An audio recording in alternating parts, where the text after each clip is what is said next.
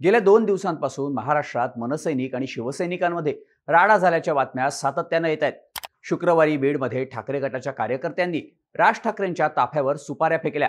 त्यानंतर 24 तासातच ठाण्यात मनसैनिक आक्रमक झाले आणि त्यांनी उद्धव ठाकरेंच्या ताफ्यावर हल्ला चढवला.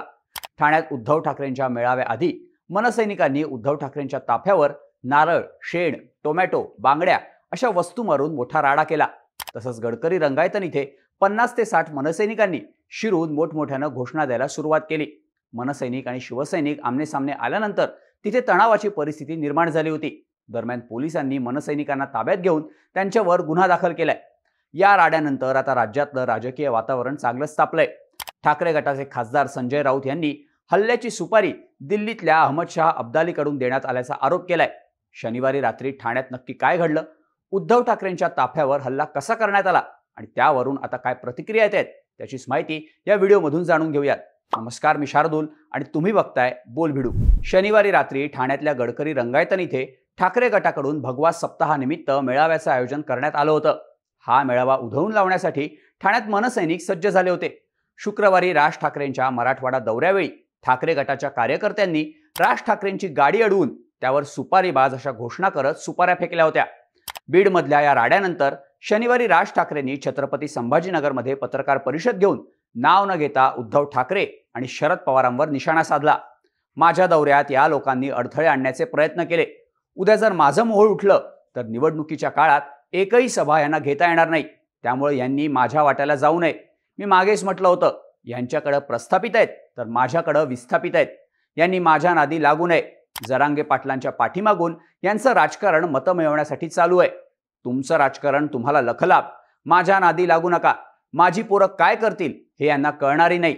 नंतर घरी येऊन आरशापुढे पाठ, पोट आणि गाल पण बघावे लागतील असा इशारा नाव न घेता राज ठाकरेंनी दिला होता. त्यामुळे शनिवारी ठाण्यातल्या उद्धव ठाकरेंच्या मेळाव्याआधी पोलिसांचा मोठा फौजफाटा ठाण्यात तैनात करण्यात आला होता. शनिवारी संध्याकाळी 6:30 वाजता ठाण्यातल्या गडकरी रंगायतनमध्ये भगवा सप्ताह मेळाव्याला उद्धव ठाकरे संबोधित करणार होते. त्यासाठी ठाण्यात उद्धव ठाकरेंच्या स्वागताचे बॅनर रंगायतन परिसर आणि संपूर्ण ठाण्यात उभारण्यात आले होते. उद्धव ठाकरे संध्याकाळी मातोश्री बंगल्यावरून ठाण्याकडे जाणार होते. पण त्याआधी मुस्लिम समाजाकडून मातोश्रीच्या बाहेर घोषणाबाजी देत आंदोलन करण्यात आलं. ठाकरेंच्या खासदारांना मुस्लिम समाजानं मतदान केलं, पण त्यांचे सगळे 9 खासदार वक्फ बोर्ड विधेयकाबद्दल काहीही न बोलता सभात्याग करून बाहेर पडले. त्यामुळे मुस्लिम संघटनांनी आक्रमक होत मातोश्री बाहेर घोषणाबाजी सुरू केली. यामुळे ठाकरेंना मातोश्रीतून बाहेर निघण्यासाठी उशीर झाला. संध्याकाळी 7:30 वाजता उद्धव ठाकरेंनी मातोश्री बाहेर येऊन मुस्लिम संघटनांशी संवाद साधला आणि त्यानंतर त्यांचा ताफा गडकरी रंगायतन इथे जाण्यासाठी निघाला.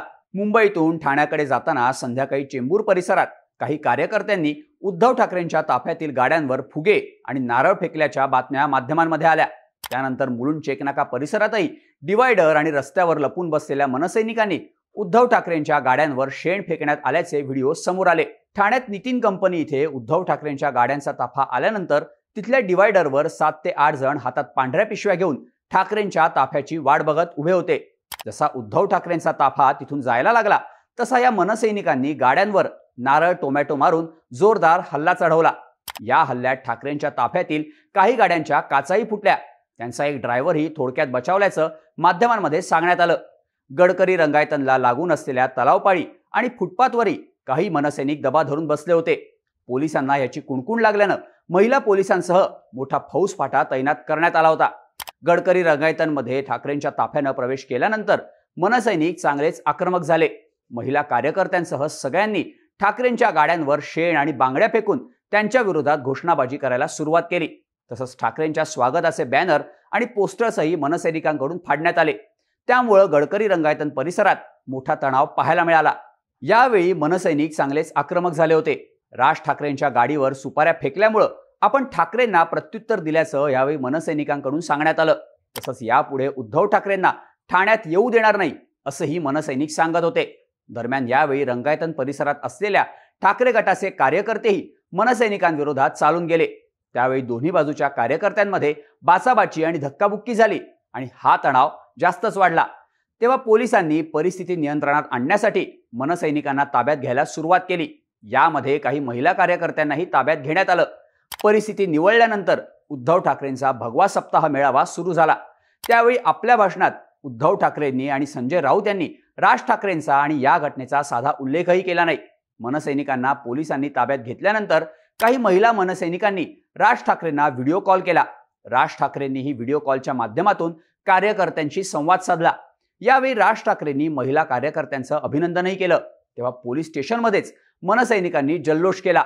या राड्यानंतर मनसेचे ठाणे जिल्हाध्यक्ष अविनाश जाधव यांचा एक व्हिडिओ माध्यमांमध्ये आला. तुम्ही सुपारी मारली तर आम्ही नारळ मारणार. माझी शिवसैनिकांना विनंती आहे, राजसाहेबांच्या नादाला लागू नका. माझ्यासारखे हजारो वेडे मनसेत काम करून राज ठाकरेंच्या आदेशाचं पालन करतात.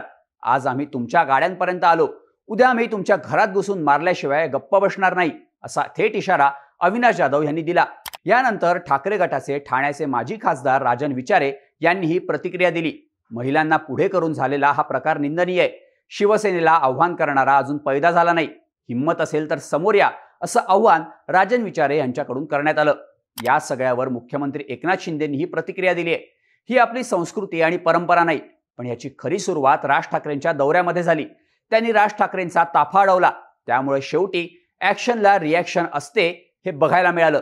मात्र असं आंदोलन कोणालाच अपेक्षित नव्हतं. या हल्ल्याचं मी समर्थन करत नाही, असं एकनाथ शिंदे म्हणाले. ठाकरे गटाचे खासदार संजय राऊत यांनीही रविवारी सकाळी पत्रकार परिषदेत या हल्ल्याचा निषेध केला. त्यांनी डरपोकांप्रमाणे काळोखात लपून नारळ आणि शेण फेकलं. नशीब त्यांचं, काल ते आमच्या समोर आले नाहीत. अन्यथा त्यांना शिवसैनिक आणि महाराष्ट्र काय आहे ते दाखवून दिलं असतं, असं राऊत म्हणाले. दिल्लीतील अहमद शाह अब्दाली याने विधानसभा निवडणुकीपूर्वी महाराष्ट्रात गोंधळ निर्माण करण्यासाठी काही नेत्यांना सुपाऱ्या दिल्यात.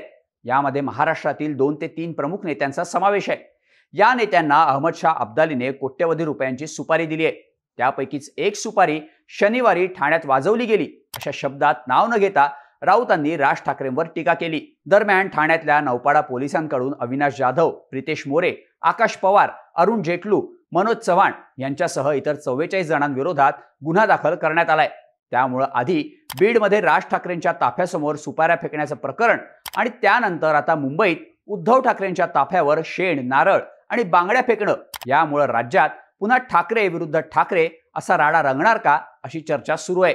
या संपूर्ण प्रकरणाबद्दल तुम्हाला काय वाटतं? याबाबतची तुमची मतं आम्हाला कमेंट करून नक्की सांगा आणि अशाच माहितीपूर्ण व्हिडिओसाठी बोल व्हिडिओच्या YouTube चॅनलला सबस्क्राईब करायला विसरू नका.